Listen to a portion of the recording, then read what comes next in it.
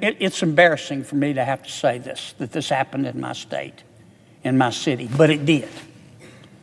Now, the mayor's issued a statement. Thank you, Mayor. Hadn't heard our city council say a word, not a peep. That doesn't mean they hadn't. I apologize if I missed it. And it's no secret that many of my people in New Orleans think that cops are a bigger problem than criminals. This is America. You can believe what you want. And a lot of people, we went through the defund the police, jackassery. And a lot of my people in New Orleans, it's a sanctuary city. I know they say they're not, but most of my local law enforcement officials don't cooperate with ICE.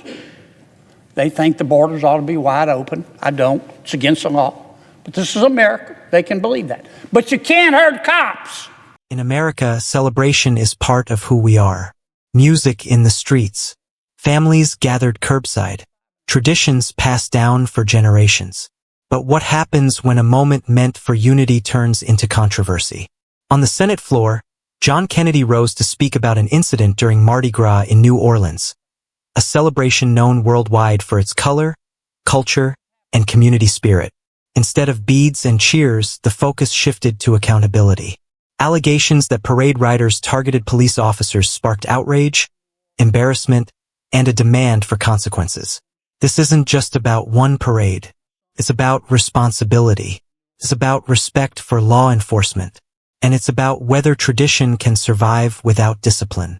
Tonight, we break down what happened, what was said, and why this moment matters far beyond Bourbon Street. The second thing I want to talk about, Mr. President, I want to choose my words carefully here because I love Louisiana.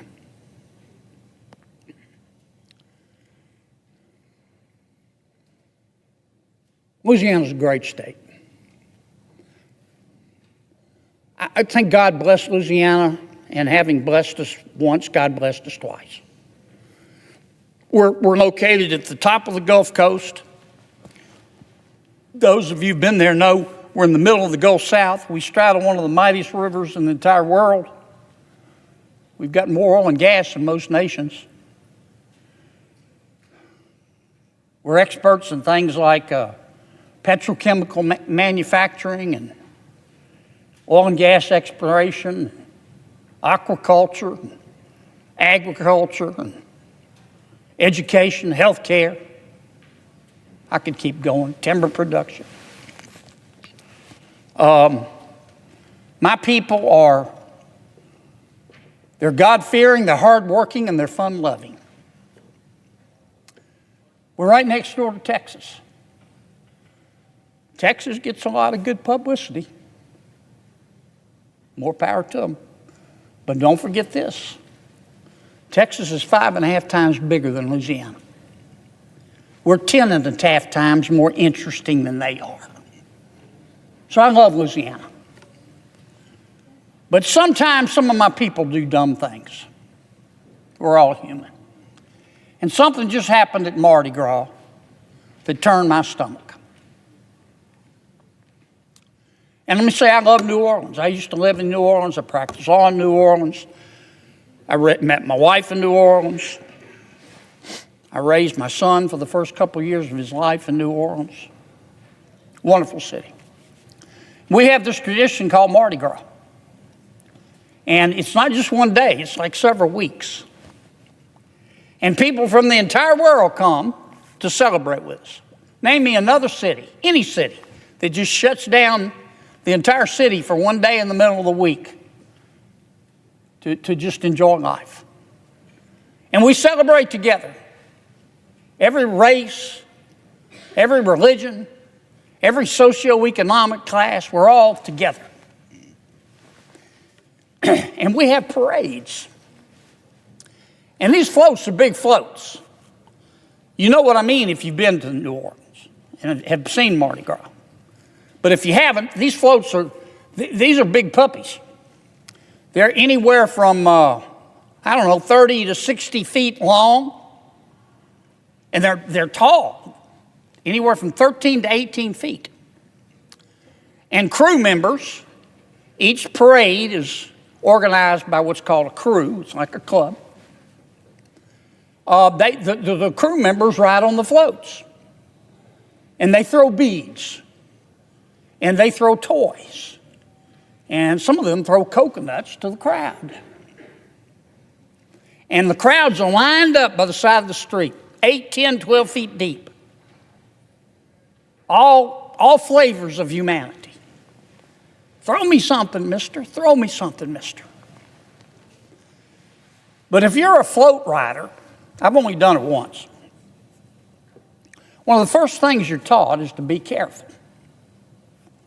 Because these beads, maybe a single strand of beads is not that dangerous. But a lot of people on the floats throw beads in groups. And a coconut, whether it's a single coconut or several, I can tell you, is a mighty missile. And so you're taught to be careful where you throw and try to throw to people when they see it coming. Because otherwise, if you get hit in the face with a bunch of beads or a coconut, you're going to get hurt. You can lose an eye. I've had it happen to me. It's dangerous. And they teach the float riders this. Now, we have a lot of our cops. We have to borrow some cops from some other counties, we call them parishes, to come help us. Because there's some jackaloons who misbehave at the parades. So we have a lot of our cops out. And I think it was this past weekend, I want to get the name right, we had the Krewe of Carrollton sponsored a float. Wonderful people in the Krewe of Carrollton, one of the oldest crews we have. But there were some knuckleheads on one of those floats. And they were taking bunches of beads and trying to hurt the cops with them. Now, the cops are not looking at the floats. The cops are looking at the crowds. And the cops are watching the people to make sure they don't have too many cocktails and try to run between floats and get run over. And the cops are watching the children, because we have a lot of our kids. We bring a lot of our kids. The cops are not looking. They're not going, throw me something, mister. They're doing their job. And 41 people on one of the Krewe of Carrollton floats were throwing beads and toys and other stuff trying to hit the cops in the face. And it wasn't just one or two. It was disgraceful. The police had to shut down the parade, to their credit. They shut her down. And they pulled all 41 people off this float and said, you're out of here. And the cops did the right thing. And it's embarrassing for me to have to say this, that this happened in my state, in my city, but it did. Now, the mayor's issued a statement. Thank you, Mayor. Hadn't heard our city council say a word, not a peep. That doesn't mean they hadn't. I apologize if I missed it. And it's no secret that many of my people in New Orleans think that cops are a bigger problem than criminals. This is America. You can believe what you want. And a lot of people, we went through the defund the police, jackassery. And a lot of my people in New Orleans, it's a sanctuary city. I know they say they're not, but most of my local law enforcement officials don't cooperate with ICE. They think the borders ought to be wide open. I don't. It's against the law. But this is America. They can believe that. But you can't hurt cops. And these 41 people, after receiving due process, if they did this, they shouldn't just be disciplined. Oh, you can't ride next year. They need to prosecute. And the people in New Orleans need to demand it. Acts have consequences. And you don't have the right to hurt cops just because you don't like them. I've said this many, many times. I get in trouble every time, but I believe it. If you hate cops just because they're cops, next time you get in trouble, have at it. Call a crackhead and see what happens. See if they'll protect you. So I'm sorry this happened. I want to apologize to the people, the good people in New Orleans, for these 41 skillet heads who did this, allegedly. I want to apologize for the people of America who've read about this or who saw it, came down to love on my city some. But I don't want to ever see this happen again. And every one of those 41 people ought to be prosecuted and then made to hide their head in a bag for their entire prison sentence. During remarks on the Senate floor, John Kennedy addressed an incident that occurred during Mardi Gras in New Orleans.